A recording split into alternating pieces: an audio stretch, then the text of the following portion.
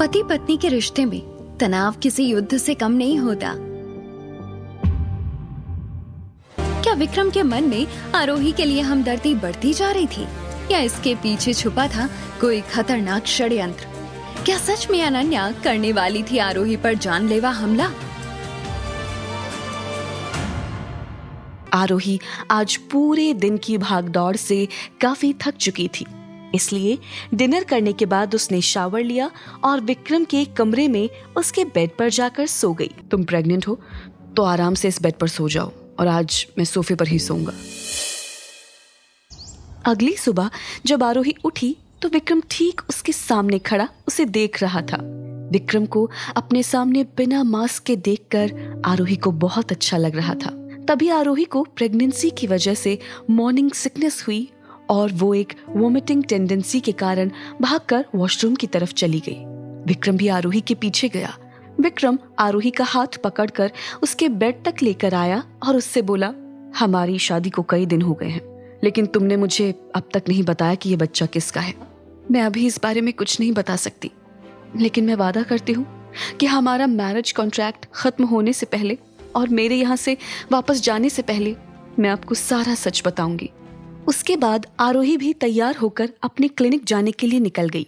वहां पहुंचकर उसने देखा कि अनन्या क्लिनिक के बाहर खड़ी थी। उसे वहां देखकर आरोही समझ गई कि वो क्यों आई होगी। आरोही को देखकर अनन्या आरोही के सामने खड़ी हो गई और बहुत गुस्से में बोली, धोखेबाज, क्या बोला था तुमने कि पैसे मिलते ही तुम तो ये शहर छोड़कर चली जाओगी, लेकिन तुमने नाटक किया। जिस ट्रेन में तुम बैठी थी उस ट्रेन के निकल जाने के बाद तुम इतनी जल्दी वापस कैसे आ गई? तुम्हारे अंदर शर्म नाम की कोई चीज है भी या नहीं? तुमने अपने लोगों को मेरी खबर जानने के लिए मेरे पीछे भेजा था या मुझे जान से मारने के लिए? ये सुनते ही अनन्या की बोलती बंद हो गई। उसे डर था कि जल्दबाजी में वो कहीं ये ना बता दे कि आरोही जो सोच रही थी वो सच था। क्या तुम जाने से पहले राजवीर को बता कर गई थी? तुमने तो बोला था तुम उससे सारे कांटेक्ट खत्म कर लोगी। क्या तुम अभी भी उसके कांटेक्ट में हो? तुम ये सारे सवाल सीधा अपने फियांसे से क्यों नहीं पूछ लेती? ये सब सुनकर अनन्या हैरान तो थी। क्लिनिक के अंदर जाने के बाद आरोही ने वो सारे पैसे वापस कर दिए जो अनन्या ने उसे डील के लिए दिए थे। उसके बाद आरोही ने अपने एक्स बॉयफ्रेंड उत्कर्ष को कॉल किया। कुछ पल बाद ही फोन की दूसरी तरफ से उत्कर्ष की आवाज आई, क्या बात है, इतनी सुबह सुबह मुझे याद किया? इसका यही मतलब है कि तुम मुझे भुला नहीं पाई हो। विहान कहाँ है? अच्छा, तो तुम मेरे कजिन भाई को मिस कर रही हो। वो अपने किसी काम के सिलसिले में बाहर गया है और उसका नंबर भी नहीं लग रहा है। आरोही उत्कर्ष को कॉल करके उसके भाई विहान से बात करना चाहती थी, क्योंकि विहान का नंबर आरोही के पास नहीं था। उत्कर्ष की बात करने के बाद आरोही वहां से चली गई। दूसरी तरफ अनन्या भी अपनी गाड़ी में बैठकर निकली। उसने तय कर लिया था कि आज वो विक्रम से मिलकर उसे आरोही का सारा सच बताकर रहेगी। अब तक अनन्या विक्रम से फैमिली प्रॉब्लम्स की वजह से नहीं मिल रही थी, लेकिन आज वो खुद को रोक नहीं पाई। अनन्या भी अब विक्रम के घर से कुछ ही दूरी पर थी। तभी अचानक एक कार उसके कार के आगे आ गई। अनन्या गुस्से में तो थी ही, और उस कार वाले इंसान की ऐसी हरकत से उसका गुस्सा और बढ़ गया। उसने उस आदमी को कुछ बोलने के लिए अपनी कार का शीशा नीचे किया तो देखा कि एक आदमी मास्क और चश्मा लगाए उसकी कार की विंडो के पास आया। तुम कई दिनों से जानने की कोशिश कर रही थी ना कि विक्रम का चेहरा खराब हो गया और वो अपाहिज हो गया। उसके पहले वो कैसा दिखता था? नहीं, मैं क्यों विक्रम के बारे में पता करूंगी? वो तो मेरी बहन के पति हैं और मैं उन्हें पहले से जानती हूँ। अनन्या की बात सुनकर उस अनजान आदमी ने अनन्या की तरफ एक फोटो फेंकी और बोला, खुद देख लो कि विक्रम एक्सीडेंट से पहले कैसा दिखता था। तुम्हें बेवकूफ बनाने के लिए मैं ही मिली थी क्या? ये विक्रम नहीं है, ये तो मेरा फियांसे राजवीर है। अगर ये तुम्हारा फियांसे राजवीर है तो फिर उसके साथ इंद्राणी क्यों खड़ी है, जो कि विक्रम की माँ है? ये सुनकर अनन्या ने दोबारा उस फोटो को देखा जिसमें सच में राजवीर के साथ विक्रम की माँ इंद्राणी खड़ी थी। ये जानकर अनन्या के होश उड़ गए। उसके पास बोलने के लिए कोई शब्द नहीं बचे थे। हाँ, ये तो विक्रम की माँ है, लेकिन राजवीर के साथ इनकी फोटो कैसे हो सकती है? क्योंकि राजवीर और विक्रम एक ही इंसान है। अगर तुम ध्यान से सोचोगी तो तुम्हें बहुत सारी बातें खुद ही समझ आ जाएंगी। अब समझ आ रहा है कि आखिर राजवीर को आरोही की इतनी फिक्र क्यों रहती है और क्यों आरोही को राजवीर के आसपास होने से कोई फर्क नहीं पड़ता था। अनन्या ये सब सोच ही रही थी, तब वो आदमी वापस गाड़ी में जाकर बैठ गया। अनन्या ने देखा कि उसी कार के पीछे की सीट पर एक लेडी बैठी थी। उस लेडी ने कार का शीशा नीचे करते हुए अनन्या से कहा, उस रात विक्रम रायजादा की जान तुमने नहीं बल्कि आरोही ने बचाई थी। तुमने अपने फायदे के लिए विक्रम यानी अपने फियांसे से ये सच छिपाया। इतना बोलने के बाद उस औरत ने कार का शीशा चढ़ाया और धूल उड़ाती हुई कार वहां से निकल गई। उस अनजान मास्क वाले आदमी और उस औरत की बात सुनकर अनन्या बहुत हैरान थी। उसने अपने पर्स से फोन निकाला और किसी का नंबर ढूंढती हुई खुद बड़बड़ाने लगी, सारी मुसीबत की जड़ वो आरोही है। इसका तो अब कोई सॉलिड इलाज करना पड़ेगा। अब मुझे ना चाहते हुए भी उसे कॉल करना पड़ेगा, जिसे कॉल करने का रिस्क मैं इतने दिनों से नहीं लेना चाहती थी।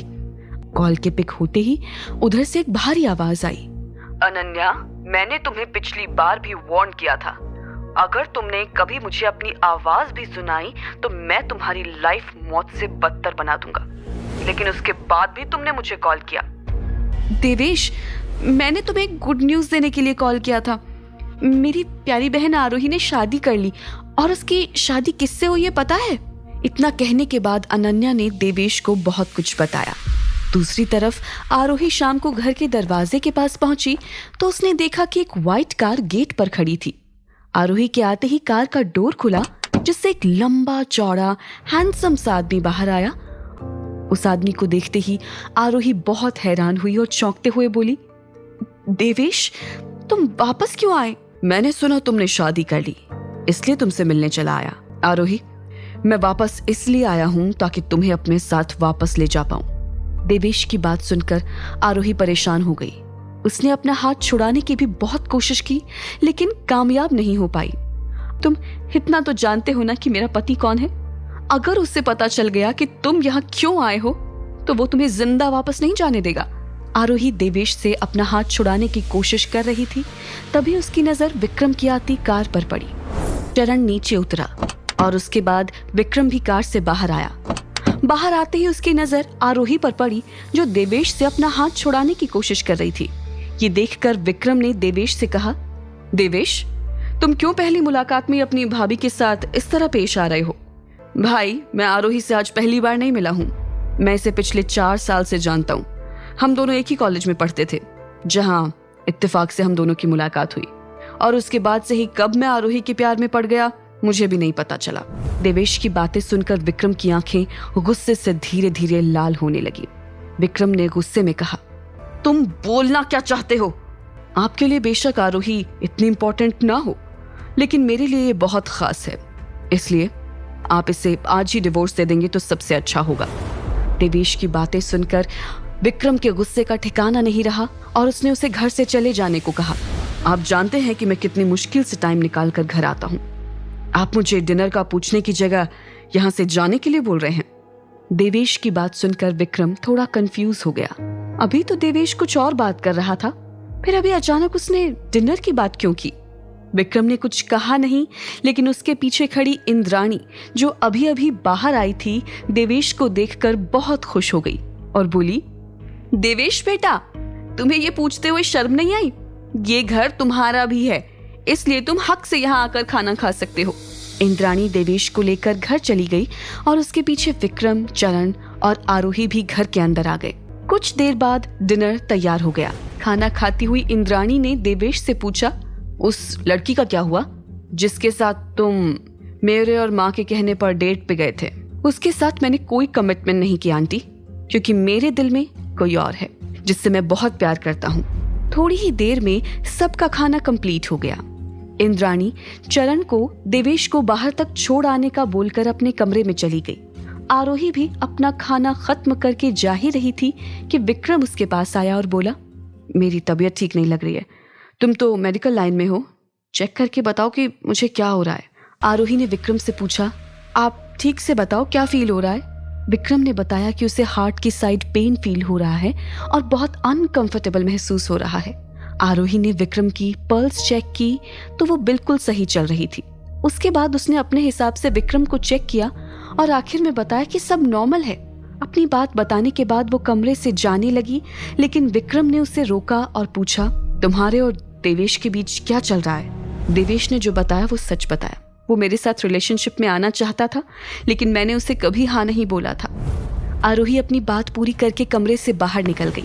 कुछ देर बाद विक्रम को एक कॉल आया और वो चरण के साथ घर से बाहर चला गया। विक्रम काफी देर तक घर वापस नहीं आया। आरोही विक्रम के कमरे में जाकर सो गई। सुबह सुबह जल्दी आरोही की नींद खुली। उसकी आंख खुलते ही उसने देखा कि एक लंबा सा आदमी कमरे की खिड़की के पास खड़ा था। आखिर कौन था वो आदमी जो इतनी सुबह आरोही और विक्रम के कमरे की खिड़की में से अंदर झांकने की कोशिश कर रहा था? कौन था वो अनजान आदमी जिसने अनन्या को सारा सच बताया? एक औरत जिसे अनन्या के सच का पता चला था, वो कौन थी? देवेश के आने से अब क्या फिर से होगी आरोही की जिंदगी में उथल पुथल? जानने के लिए देखिए अगला एपिसोड सिर्फ पॉकेट एफएम के YouTube चैनल पर। और शादी के बाद के सारे एपिसोड्स को सुनने के लिए डिस्क्रिप्शन में दी हुई लिंक से डाउनलोड कीजिए पॉकेट एफएम ऐप।